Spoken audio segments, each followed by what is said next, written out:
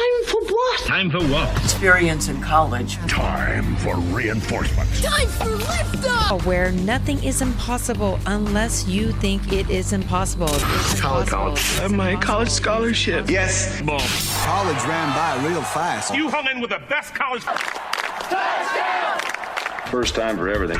Well, what are you waiting for? What are you waiting for? Let's do this thing. Genius, let's do this thing! We are here with someone who's infamous.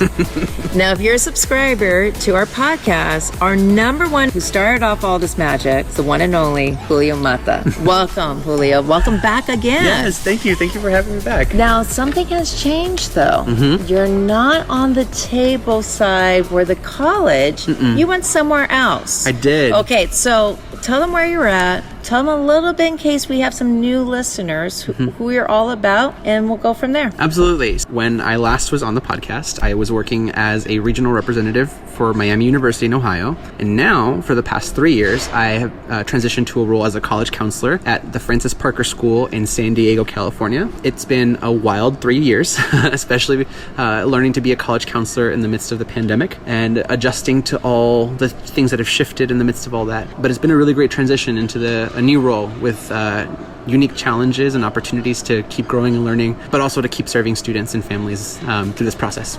But a powerful role, right? I think on both sides of it. And I think you could have handled it, because didn't you win an award? Yeah. So, let's see, maybe 2015, 2016, I won an award for, it was a Finks Murdoch new admission counselor award, which basically was from WCAC, a way of recognizing the contributions to the profession and basically people saying like, hey, you have potential, you can do good things. And that's what makes you perfect for this episode right now. So we're going to talk about, we have no crystal ball in front of us about what the future of college admissions, except it's going to be constantly changing, right? We thought the pandemic, right, the heat of it was like, okay, of course, there's a lot of changes, but the changes are changing a lot. So what are some of your top 2 thoughts about colleges, where they are now and where you think they're heading? I think you said it perfectly. Like it's changes upon changes, and that's the one thing that we know is going to be certain. The past 4 years, I always kind of reflect back on 5 years. That each year there's been a significant change to the admission process.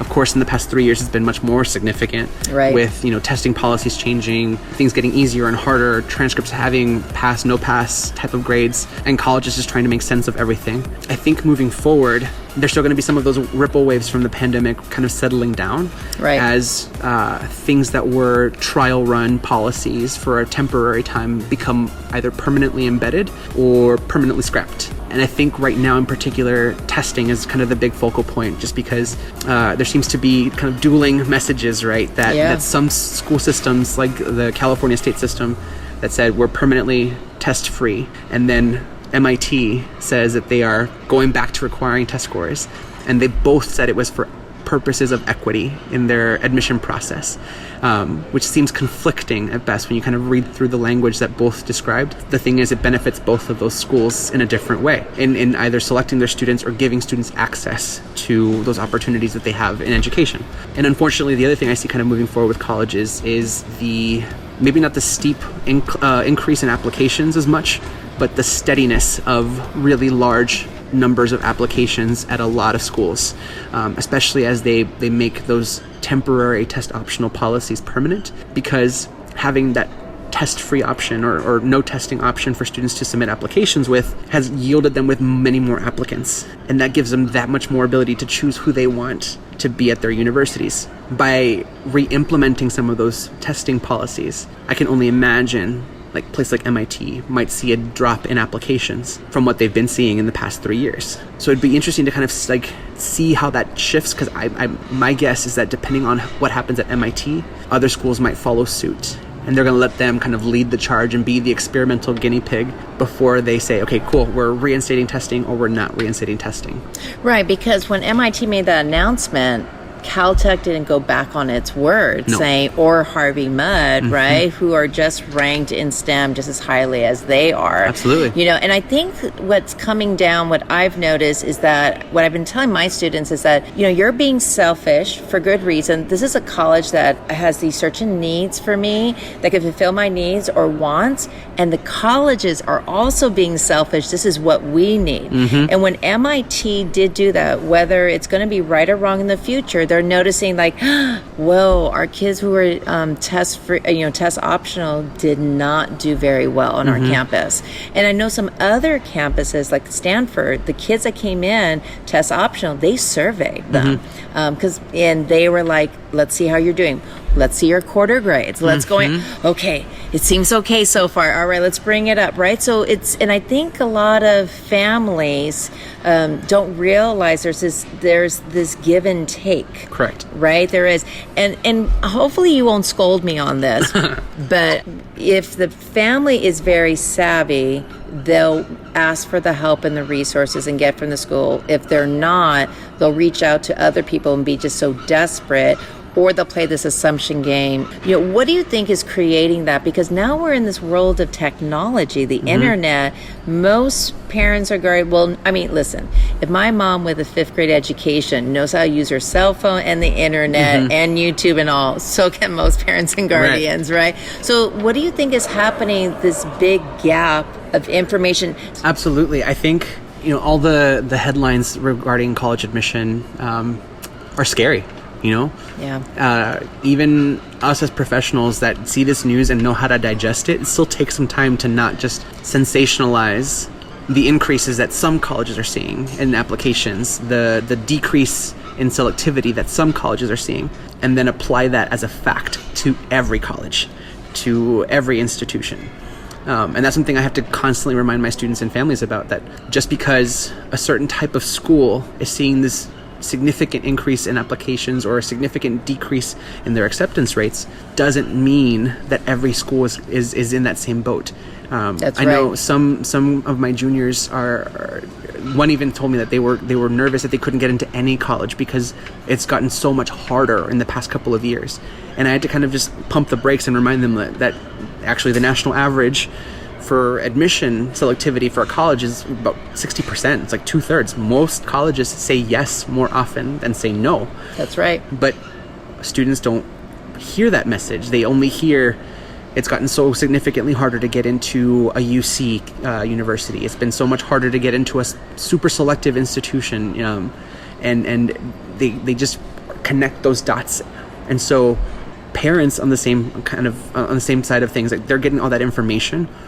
And if they don't have someone like us to help process that information with and make sense of it and rationalize it and contextualize it to the school, to their community, to what their experience is going to be, right, then it's so easy to kind of take that and spin out of control in your head and get the wrong idea of what actually you have in front of you as far as opportunities go. With that knowledge that there's so much information out there and so much room to potentially have it be misinformation, it's important for families to know, like, okay, who are my resources? Who are the people that I can go to and talk through this with? Right. And process this information with? Because again, no family is alone in going through this process. There's counselors, there's folks like us, there's organizations like the ones that we participate in that have tons of people ready to help demystify the process and help really make sense of all these crazy numbers that are being tossed about. Because I can see how all that doom and gloom that's shared through the media and through like different news sources. They say it because it's popular. It's talking about these big name schools, even though it's doing the complete opposite of what we're trying to do as education professionals and talking about access and opportunities to education. Instead, they're talking about how restrictive and elusive a college education can be.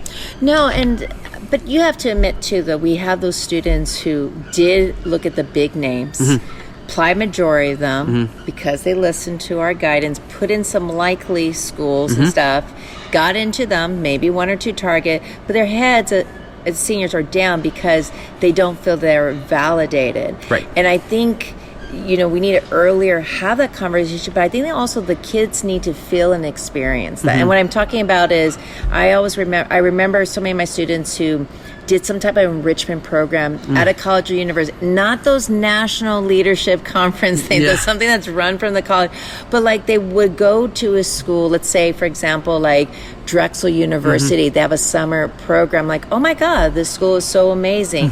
Or maybe they'll do a UCLA summer immersion, like, oh my God, this campus is so huge, and it's like, I don't know if I'll be noticed over here, or vice versa, right? And so I think it's hard to demystify things when you've had years of label at the kitchen table. Absolutely. Oh, I heard our neighbors so-and-so got into college X. Well, one day, because I'll have some parents who graduate from amazing schools like University of Tennessee or University of Pittsburgh, and they're like, well, my kid needs to go to college Y. And I'm like, yeah, but you're pretty successful, and you just said you hired this great candidate at your big firm who came from here. So, I mean, how do you plan to, you think that families are going to hear that message? Because there's this one thing called, you tell me what you think, rankings. That thing from U.S. News. Oh, did you hear that sigh, everyone? There was a big woof. So talk to me about rankings. Because even I showed rankings from LinkedIn or other ones from PayScale. It's a big one for that I love. The first top 10, you have to scroll a little bit, are Ivy Leagues. So I think it's really easy to hate rankings, really easy to, especially as a counselor, to just rag on them because they are flawed. Very, very naturally flawed because they're biased. They're rife with bias. Just like those yearbook polls, right? Very 100%. Biased. They're not right. Stop doing those, people. And I think the best thing a student can do, if they're really curious, if they want to get into the details of what's being ranked, always look into the methodology. Always look in to see what is being valued. Any good ranking system will share their methodology to be transparent, so that people understand what they're looking at. Again, a typical American parent or family or anybody looking for an American higher education isn't going to take that time necessarily, which is why people like us, that's our role. We're the experts. We can decipher that information and put it in front of someone and say, hey, so did you know that about 60% of the value of a U.S. News & World ranking revolves around money? Money donated, money spent, not about student outcomes. Nothing in those rankings talks about graduation or placement, student success. They don't talk about the kind of education that students have. They talk about barriers. They talk about entry points. And a college isn't defined by how they enter students, how they let students come in. It's defined by what they produce. But rankings don't capture that. Very few rankings do. The ones that talk about like employment, salary ranges, that kind of stuff. But there's no happiness factor. Exactly. Exactly. So I always tell my students, if they want to use rankings, to always be critical thinkers when it comes to it. To use the rankings as a launching point. If one source says that this school is ranked number 1 in whatever category, whether it's academic, whether it's the beauty of the campus or the how much of a party school it is or whatever. I say, okay, that's one person's opinion. Do your own research and figure out if you agree or disagree. Because just because U.S. News & World Report says this school is ranked 1, 2, 3, whatever, why is that the truth? Why does everyone accept that? That's marketing. Everything with those rankings is a tool to market those schools and their position to other people. In addition to, I think, when it comes to the springtime, when students are making their college decisions, the rankings tend to kind of rear their ugly heads again as students are comparing option A and option B that they have where they were admitted. And the conversation always comes up like, well, this school is ranked better than this other school. And I say, well, this school says on this list it's ranked 25. This school says it's ranked 25th. Or 26 or 27. Like, what's the difference? It's minor, it's trivial, it's nothing actually significant. But because one school has a higher number than the other, they'll listen to the higher number. And they'll ignore the facts that there's other reasons why that school might be a better fit for them than just what one source cites as marginally better than the other. No, and I think that's why, niche looks pretty, it's beautiful, and the ranking's so nice. But if I tell kids to use ratemyprofessors.com, which I know is not a pretty website because they don't follow you, right? Yeah. It's just ads. They don't ask you to set up an account. It is the real Rotten Tomatoes of a college campus. Yeah. It is. I mean, I don't care if it's a community college or an Ivy. It's so accurate. It's not 100%, but I think it's time. Yeah. I think time is an issue, but you have to invest that time with you and have to reflect Exactly. a little bit. But